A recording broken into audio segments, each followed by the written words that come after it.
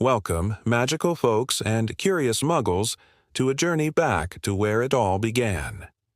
Today, we're diving deep into the very first chapter of a story that changed the world, Harry Potter and the Philosopher's Stone. So, grab your wands and let's get started. Our story begins on a perfectly normal street called Privet Drive, which is about to become anything but normal. Under the cloak of darkness, two mysterious figures appear: the wise and wonderful Albus Dumbledore, headmaster of Hogwarts, and the stern but fair Professor McGonagall. They're discussing a baby boy, Harry Potter, who has just done the impossible. He survived an attack from the most feared dark wizard of all time, Lord Voldemort. You see, Voldemort had just murdered Harry's parents, Lily and James Potter. But when he turned his wand on one-year-old Harry, the killing curse rebounded. Voldemort was reduced to a mere shadow of his former self, and little Harry was left with only a lightning bolt scar on his forehead. An orphan, a legend, the boy who lived. Dumbledore decides Harry's safest place is with his only remaining relatives, the Dursleys. Soon, the giant and lovable Hagrid arrives, carrying the precious bundle, and Harry is left on a doorstep with a letter, unaware of the magical destiny that awaits him. Fast forward 10 miserable years. Harry is living in a cupboard under the stairs, treated like a servant by his magic-hating Uncle Vernon, Aunt Petunia, and their spoiled son, Dudley. They've hidden the truth about his parents, telling him they died in a car crash. Harry is a small, skinny boy with messy black hair and glasses, completely unaware of why strange things always seem to happen around him, like his hair growing back overnight after a terrible haircut, or accidentally vanishing the glass at a zoo and setting a snake free after having a chat with it. He just thinks he's a bit odd. But just before his 11th birthday, everything changes. A mysterious letter arrives addressed to Mr. H. Potter, the cupboard under the stairs. It's written in green ink on thick parchment. Uncle Vernon, terrified, snatches it and burns it.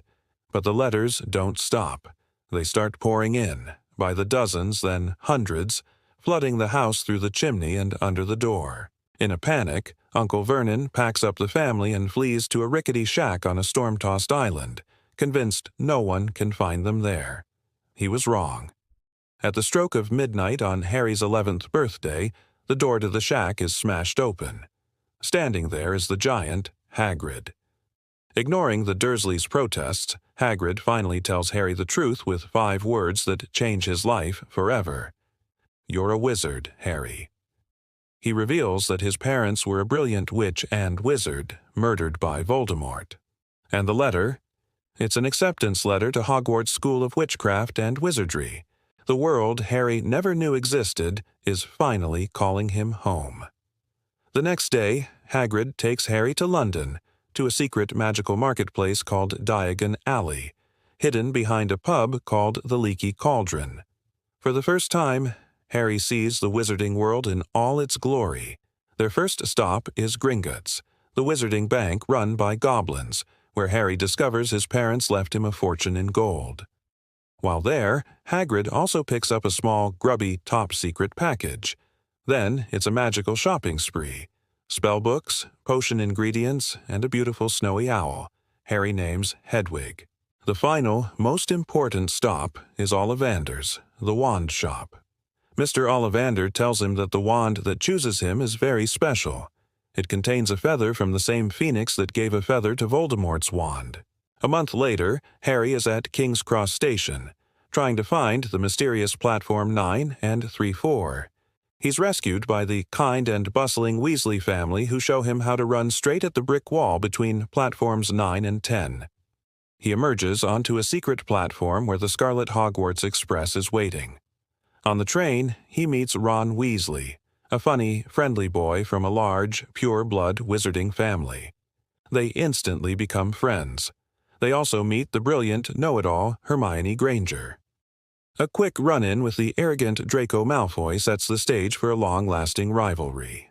Arriving at the magnificent Hogwarts Castle, the new students are led to the Great Hall for the sorting ceremony.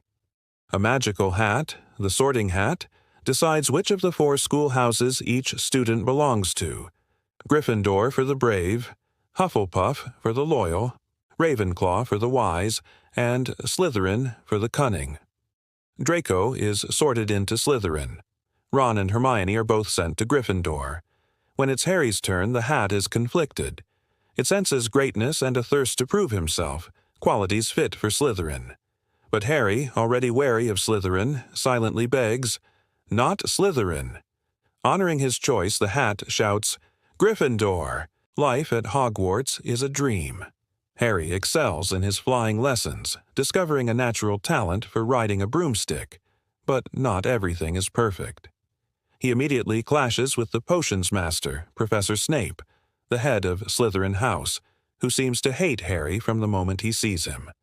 Harry also learns there was a break-in at Gringotts on the very day he and Hagrid were there, at the exact vault where Hagrid retrieved that mysterious package.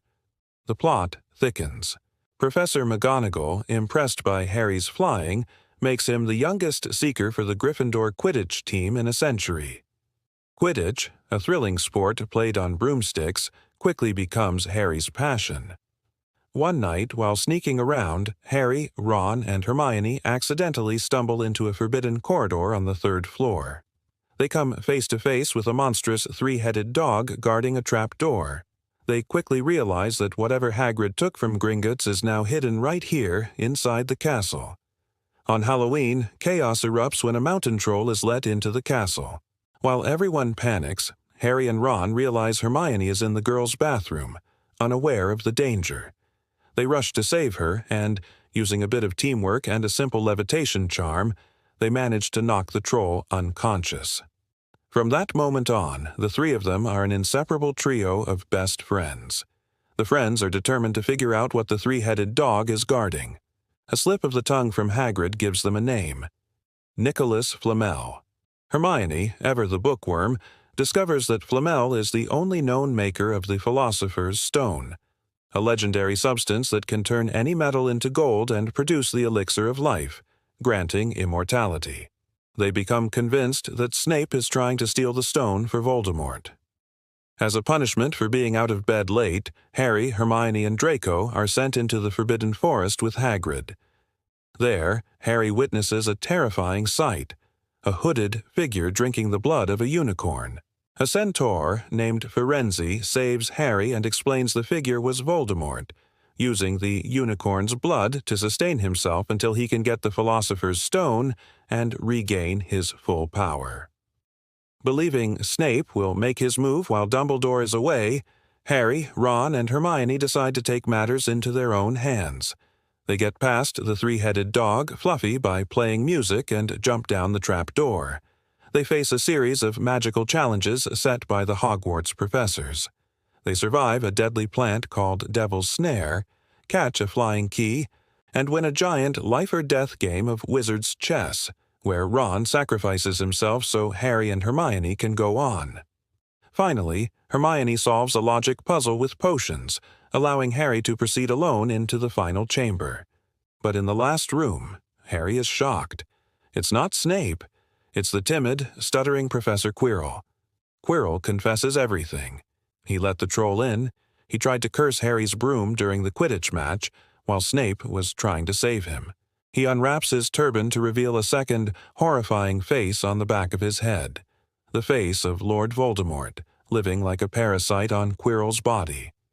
The Philosopher's Stone can only be retrieved from the enchanted mirror of Arist by someone who wants to find it, but not use it. When Harry looks in the mirror, the stone magically appears in his pocket.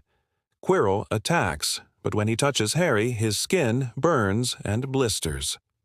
Dumbledore later explains this is due to the lingering magic of Harry's mother's love and sacrifice. Harry, realizing this, fights back, and Quirrell's body turns to ash. Voldemort's spirit flees, and Harry passes out, the stone safe. He wakes up in the hospital wing with Dumbledore by his side, who explains everything. The stone will be destroyed. At the end-of-year feast, Dumbledore awards last-minute points to Harry, Ron, Hermione, and Neville for their bravery, leading Gryffindor to win the House Cup. As Harry boards the train to go back to the Dursleys for the summer, he's no longer just an unwanted orphan. He's a hero, a friend, and a true wizard who knows that no matter what, Hogwarts will always be there to welcome him home. And that's where our first incredible adventure ends. What a beginning, right? If you loved revisiting this magical story, don't forget to hit that like button, subscribe for more content, and let me know your favorite moment from the first book in the comments below. Thanks for watching.